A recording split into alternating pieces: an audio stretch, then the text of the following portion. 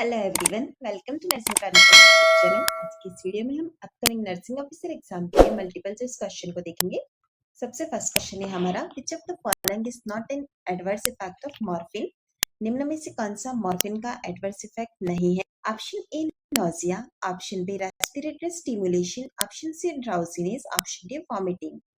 Right answer है हमारा यहाँ पर option B respiratory stimulation. Morphine जो होती है वो रेस्पिरेटरी को स्टिमुलेट नहीं करती बल्कि रेस्पिरेटरी डिप्रेशन देखने को मिलता है। चलिए कुछ साइड इफेक्ट्स देख लेते हैं मॉर्फिन के।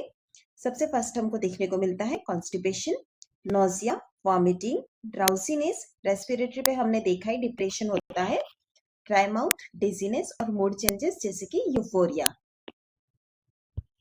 नेक्स्ट क्वेश्चन है हमारा, which of the following is not the reason for nosocomial infection in ICU patient.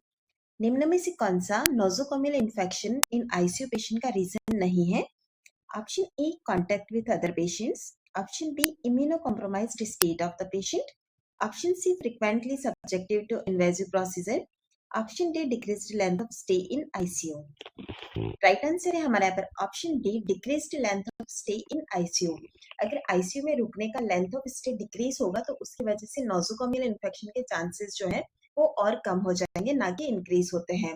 तो हमारा ऑप्शन डी राइट आंसर रहेगा। चलिए अब हम देखते हैं कि नोजोकोमियल इन्फेक्शन जो होता है वो कौन कौन सी कंडीशन के अंदर हो सकता है। First of all invasive procedure से, उसके बाद आता है इम्यून सिस्टम अगर किसी का वीक हो तो यह जल्दी होने के चांसेस होते हैं। क्रॉस कंटामिनेशन से भी होता है। अगर हॉस्पिटल स्टे एक्सटेंडेड ड्यूरेशन के लिए है तो उसकी वजह से भी हो सकता है। पुअर इन्फेक्शन कंट्रोल प्रैक्टिस है उस हॉस्पिटल की या सेल्फ उस पेशेंट की तो भी होगा। इसी के साथ ही हमारा एनवायरनमेंट जो है वो भी कंटामिनेटेड है तो नोजोकोमियल इन्फेक्शन होने के चांसेस और बढ़ जाते हैं। नेक्स्ट क्वेश्चन है हमारा, which of the following urinary symptom does the pregnant women most frequently experience during the first trimester. निम्न में से कौन सा ऐसा यूरिनरी सिम्टम है जो कि प्रेग्नेंट वुमेन द्वारा फर्स्ट ट्राइमेस्टर के अंदर फ्रीक्वेंटली एक्सपीरियंस किया जाता है?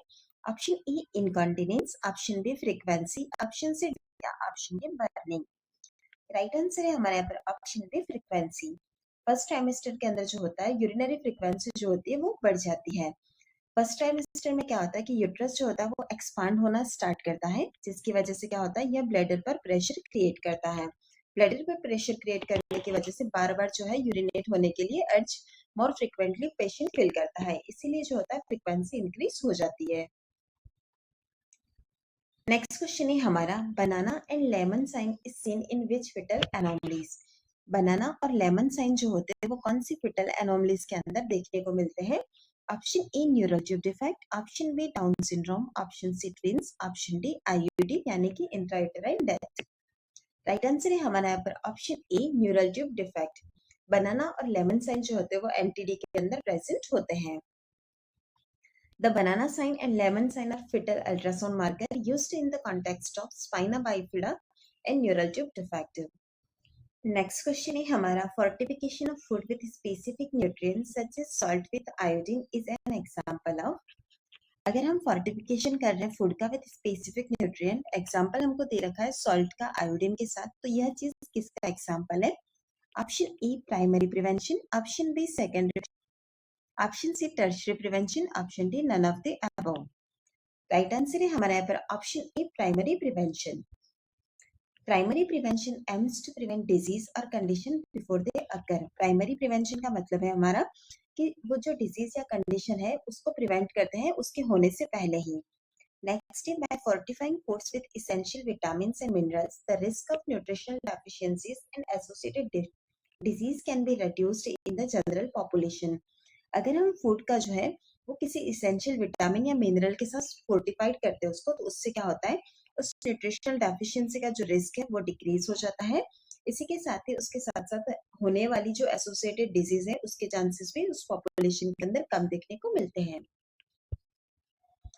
नेक्स्ट क्वेश्चन है हमारा, an aged client with diabetes mellitus complaining of a painless peripheral loss of vision is at risk for. एक पेशेंट है हमारा डायबिटीज मेलाइटिस वाला, उसका कंप्लेन है कि painless peripheral loss of vision है, तो यहाँ पर किस चीज का रिस्क है? Option A cataract, option B uveitis, option C angle closure glaucoma, option D open angle glaucoma. Right answer है हमारे यहाँ पर option D open angle glaucoma. क्योंकि यहाँ पर पेरिफेरल लॉस ऑफ विजन है तो हमारे पास ग्लूकोमा वाला कंडीशन जो आता है वो आ जाता है। अब ग्लूकोमा के भी दोनों टाइप है, एंगल क्लोजर और ओपन एंगल। अगर पेनलेस विजन लॉस हो रहा है इसका मतलब है ओपन एंगल ग्लूकोमा। इसी के साथ ही अगर एंगल क्लोजर ग्लूकोमा होता है तो यहाँ पर सीवियर आई पेन देखने को मिलता है। नेक्स्ट क्वेश्चन है हमारा, which structure is responsible for the protecting the fetus. Fetus को प्रोटेक्ट करने के लिए कौन सा ऐसा स्ट्रक्चर है जो कि रिस्पॉन्सिबल है? Option A corpus luteum, option B decidua, option C corpus albicans, option D amniotic fluid. Right answer है हमारा यहाँ पर option D amniotic fluid. Amniotic fluid जो होता है एमनियोटिक सैक के अंदर प्रेजेंट होता है। एमनियोटिक फ्लूइड जो होता है वो कुशन की तरह एक्ट करता है। यह प्रोटेक्ट करता है फिटस को फ्रॉम एक्सटर्नल शॉक और trauma by absorbing impacts and reducing the risk of injury. Next question है हमारा, what hangman fracture. Hangman fracture क्या होता है? Option A fracture of the distal radius, option B fracture of the humerus, option C fracture of the second cervical vertebra, option D fracture of the femur. Right answer है हमारा यहाँ पर option C hangman fracture मतलब fracture of the second cervical vertebra. A hangman's fracture is a specific type of cervical spine injury that affects the second cervical vertebra, also known as the axis. Second cervical vertebra जिसे कि हम axis भी कहते हैं, अगर इसमें fracture होता है तो वो हमारा हैंगमैन्स फ्रैक्चर कहलाता है। नहीं हमारा symptoms of vaginal atrophy except. नीचे दिए गए ऑप्शंस में से वेजाइनल एट्रोफी का सिम्टम्स कौन सा नहीं है? Option E lengthening of vaginal canal, option B thinning of vaginal walls, option C decreased vaginal lubrication, option D vaginal dryness. Right answer है हमारा यहाँ पर option A lengthening of vaginal canal. Vaginal atrophy की अगर हम बात करते हैं तो इसके अंदर हमें जो वेजाइनल कैनाल की लेंथनिंग देखने को नहीं मिलती है। यह जो एट्रोफी होती है मोस्टली डिक्रीज एस्ट्रोजन लेवल की वजह से होती है, जिसकी वजह से क्या होता है वेजाइनल वॉल के अंदर थिनिंग, ड्राइंग और इन्फ्लामेशन हो जाता है वेजाइनल टिश्यूज के अंदर, बट लेंथनिंग देखने को नहीं मिलती है। इसी के साथ ही यहाँ पर वेजाइनल वाले एरिया में इचिंग भी होती है। अगर हम इसके ट्रीटमेंट की बात करते हैं तो ट्रॉपिकल एस्ट्रोजन जो होता है उसे अप्लाई करने के लिए दिया जाता है। नेक्स्ट क्वेश्चन है हमारा, double bubble sign in the x ray is the characteristics of which disease condition. X ray में अगर हमें डबल बबल साइन देखने को मिल रहा है तो यह हमें कौन सी डिजीज कंडीशन के अंदर देखने को मिलता है? Option A tracheoesophageal fistula, option B pyloric stenosis, option C duodenal atresia, option D Hirschsprung's disease. Right answer है हमारा यहाँ पर option C duodenal atresia. The double bubble sign is a sign on X-ray is characteristics of duodenal atresia, जो कि हम question के अंदर already देख चुके हैं। duodenal atresia का जो कैरेक्टरिस्टिक आता है वो होता है हमारा double bubble sign. X ray shows two distinct air filled bubbles, जैसा कि हमने देखा है डबल बबल साइन यानी कि दो एयर फिल्ड बबल्स हमको देखने को मिलेंगे। एक बबल जो होगा वो हमारा स्टमक के अंदर प्रेजेंट होगा और दूसरा वाला जो होगा हमें प्रॉक्सिमल ड्यूओडेनम में देखने को मिलेगा। नेक्स्ट क्वेश्चन है हमारा, after delivery up to which week is known as puerperium.